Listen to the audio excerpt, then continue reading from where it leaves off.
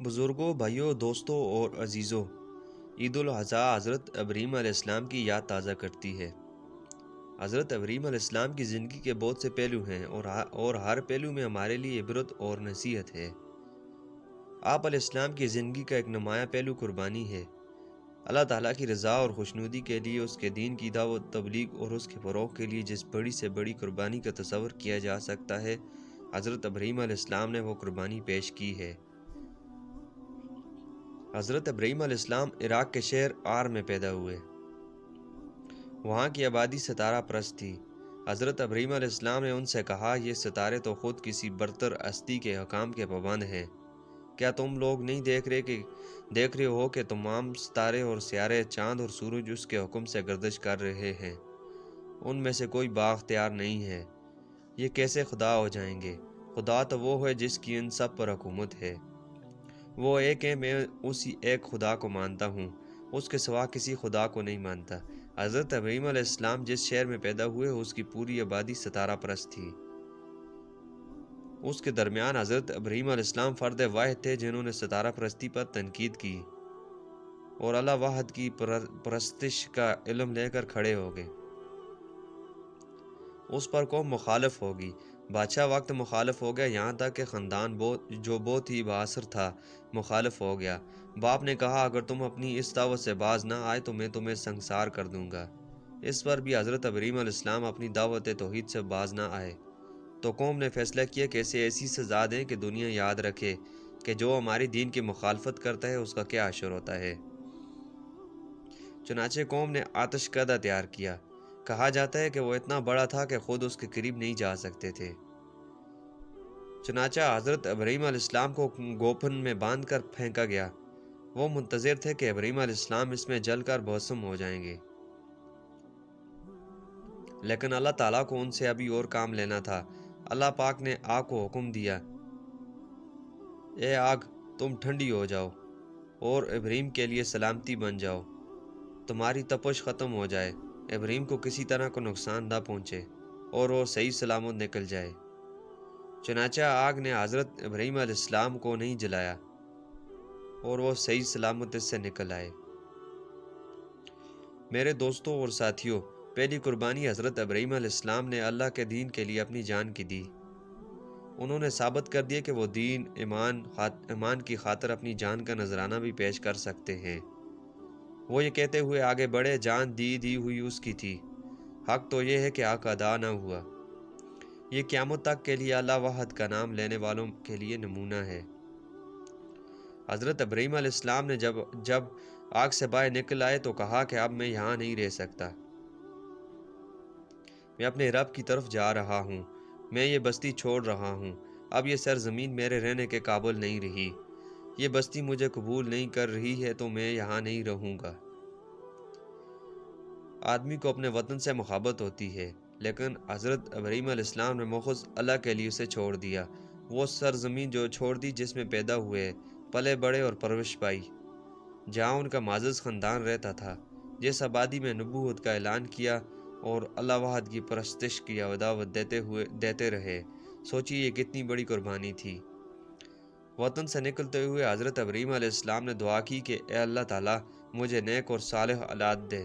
اللہ نے فرمایا، ہم تمہیں بطور انعام ایک ایسا بچہ عنایت کریں گے جو بہت ہی بردبار، صبر کرنے والا اور مشکلات کو برداشت کرنے والا ہوگا۔ حضرت اسماعیل علیہ السلام بڑھاپے میں پیدا ہوئے۔ ابھی وہ اپنی ماں ہاجرہ کی گود میں تھے کہ حضرت ابراہیم علیہ السلام کو ایک اور آزمائش نے گزرنا پڑا۔ حکم ہوا کہ اپنی بیوی اور بچے کو بڑھاپے کی اس حالت کو جس کے لیے دعا کی تھی، مکہ کی سرزمین میں جہاں اس وقت صفا مروہ کی پہاڑیاں ہیں، چھوڑ آؤ۔ اس پر حضرت ابراہیم علیہ السلام نے یہ نہیں کہا کہ اے اللہ، میں وہاں کیسے اپنی بیوی بچوں کو چھوڑ دوں جہاں نہ تو گھاس ہے، نہ پانی ہے، نہ رہنے کا کوئی سامان، کوئی پرندہ تک نظر نہیں آ رہا۔ قرآن پاک نے حضرت ابراہیم علیہ السلام کے متعلق کہا کہ اللہ نے انہیں جو حکم دیا انہوں نے اس پر فوراً سر تسلیم خم کیا۔ حضرت ابراہیم علیہ السلام کو اللہ کے حکم کے سامنے سر جھکانے میں کبھی ایک لمحہ کے لیے بھی تردد یا پس و پیش نہیں ہوا، بلکہ وہ فوراً اس کے سامنے جھک گئے اور اس پر عمل کے لیے تیار ہو گئے۔ روایت میں آتا ہے کہ جب حضرت ابراہیم علیہ السلام اپنی بیوی ہاجرہ کو بچے سمیت پہاڑیوں کے بیچ میں چھوڑ کر واپس آ رہے تھے تو ہاجرہ نے ان سے سوال پوچھا، اس بے آب و گیا میدان میں چھوڑ کر آپ کہاں جا رہے ہیں؟ حضرت ابراہیم علیہ السلام نے کچھ جواب نہیں دیا، شاید زبان نہ کھل رہی ہو۔ حضرت ہاجرہ نے پھر کہا، آپ اللہ تعالیٰ کے پیغمبر ہیں، کیا یہ اللہ کا حکم ہے؟ تب حضرت ابراہیم علیہ السلام نے کہا، ہاں، میں اللہ کے حکم سے تمہیں یہاں چھوڑ رہا ہوں۔ حضرت ہاجرہ نے کہا، اگر یہ اللہ کا حکم ہے تو وہ ہمیں ضائع نہیں کرے گا۔ یہ حضرت ابراہیم علیہ السلام کی ایسی قربانی تھی جسے دنیا آج تک یاد کر رہی ہے۔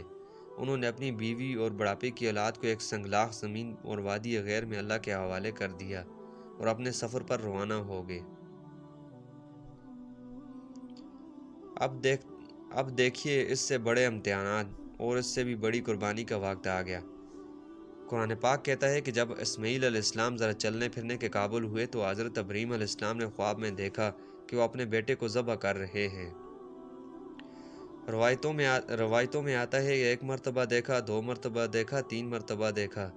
انہیں خیال ہوا کہ خواب جھوٹا نہیں ہو سکتا، اللہ تعالیٰ کی مرضی یہی ہے کہ میں اللہ کے نام پر اس بچے کو ذبح کر دوں۔ آپ قربانی کا جو تصور کر سکتے ہیں اس سے بڑا کوئی قربانی کا تصور نہیں کر سکتے۔ قرآن پاک کہتا ہے کہ حضرت ابراہیم علیہ السلام نے اپنے بیٹے اسماعیل علیہ السلام سے کہا، بیٹے، میں نے خواب میں دیکھا کہ میں تجھے ذبح کر رہا ہوں، بتاؤ تمہارا خیال کیا ہے؟ یہ معصوم بچہ، ذرا سوچئے اس کی کیسی تربیت ہوئی تھی کہ فوراً بول پڑا، ابا جان، آپ کو جو کچھ حکم دیا گیا ہے اس پر عمل کیجئے۔ آپ دیکھیں گے کہ میں گھبراؤں گا نہیں، آپ اس اقدام میں ثابت قدم رہوں گا۔ آپ کے اس اقدام میں ثابت قدم رہوں گا۔ جب حضرت ابراہیم علیہ السلام نے بیٹے کو ذبح کرنے کے لیے لٹایا تو آسمان سے آواز آئی، بس خواب پورا ہو گیا، تم امتحان میں کامیاب ہو گئے۔ پھر ایک دمبا لایا گیا اور حکم دیا گیا کہ اس بچے کی جگہ اس دمبے کو ذبح کرو، یہ اس جان کا فدیہ ہے، یہ ہے وہ قربانی جس کو ہم یاد کرتے ہیں۔ اس طرح حضرت ابراہیم علیہ السلام نے اپنے عمل سے ثابت کر دیا کہ اے اللہ، تیرا حکم ہو تو یہ چھری ہر تعلق پر چل سکتی ہے۔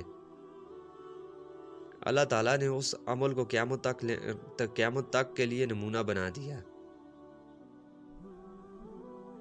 حضرت ابراہیم علیہ السلام کے بعد ان کی بہت سی تعلیمات ختم ہو گئی تھی، لیکن قربانی کی یہ رسم باقی تھی۔ لوگ قربانی کرتے تھے، اسلام نے بھی اسے باقی رکھا۔ حضرت ابراہیم علیہ السلام نے فرمایا، بے شک میری نماز، میری قربانی، میری تمام عبادات، میرا جینا، میرا مرنا سب اللہ رب العالمین کے لیے ہے، کوئی اس کا شریک نہیں، اسی کا مجھے حکم دیا گیا ہے اور میں سب سے پہلے اسلام لانے والا ہوں۔ مطلب یہ ہے کہ یہ ہرگز نہ ہوگا کہ میں دنیا والوں سے تو کہوں اللہ کی راہ میں اپنی زندگی لگا دو اور خود دوسری طرف چل پڑوں، نہیں، بلکہ سب سے پہلے میں خود اس پر عمل کرنے والا ہوں۔ یہ ہے وہ راستہ جو حضرت ابراہیم علیہ السلام اور حضرت محمد صلی اللہ علیہ وآلہ وسلم کے ذریعے اس امت کو دکھایا گیا ہے۔ اس پر چل کر وہ آخرت میں سرخرو ہوگی اور دنیا کی رہنمائی کا مقام اسے حاصل ہوگا۔ پیارے دوستو، ویڈیو کیسی لگی؟ اگر اچھی لگی تو ویڈیو کو لائک کر دیں اور چینل پہ نئے تو پلیز چینل کو سبسکرائب کر دیں تاکہ ایسی اور ویڈیوز آپ کو بر وقت ملتی رہیں۔ شکریہ۔